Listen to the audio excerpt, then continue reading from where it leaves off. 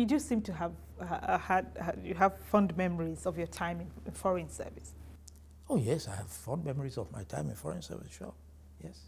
Because that was an area, you see, the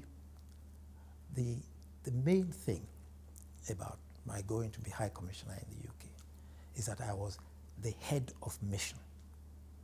Therefore, I could take responsibility for what happened in the mission.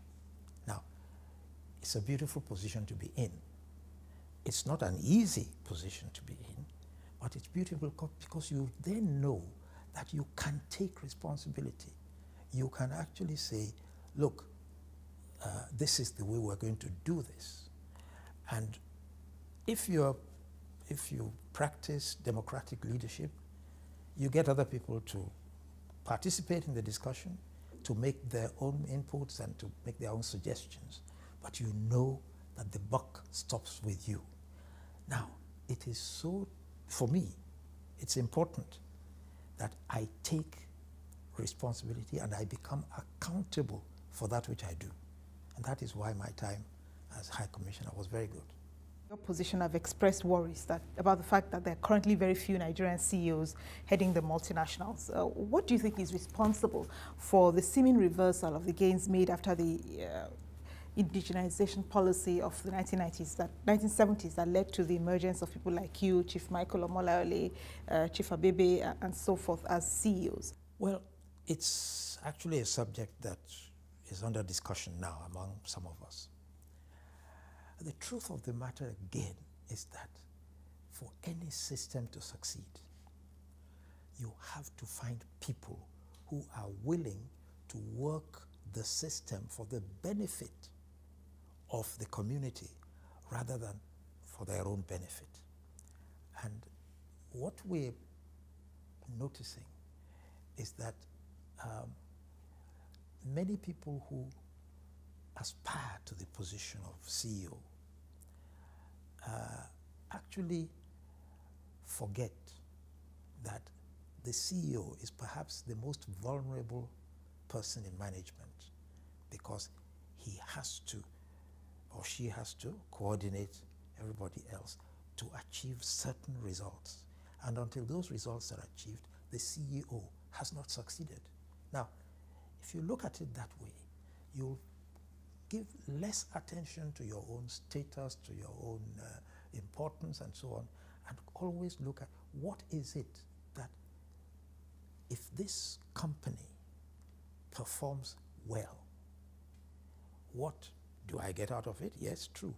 But what do other people get out of it? Because it's a joint effort.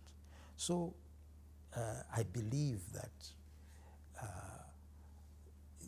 people who now aspire to be CEOs need to understand that until the company or the organization succeeds, they have not succeeded. When someone mentions your name, Dr. Christopher Kolade, in the corporate world, the first institution that people remember you having served was Cadbury Nigeria PLC. So I want to ask you, the Cadbury financial reporting scandal of 2006, how come nobody saw it coming? Do you know what happened? Well, let me remind you that I left the company. Yes, you were no longer. Totally. You were no longer in March MD. 2002. So this is 4 years later now. And therefore, I really am not in a position to tell you what happened or why nobody saw it coming.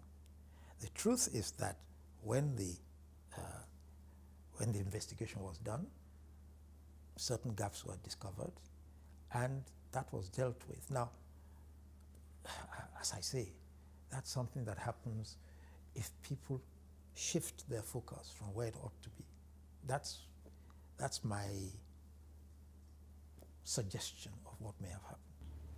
How shocked were you when it happened? Well, I was very seriously shocked because I thought we had built a system of corporate governance that should have prevented that from happening. Dr. Christopher Kolade, we thank you very much for your time. Thank you. And we thank you for watching.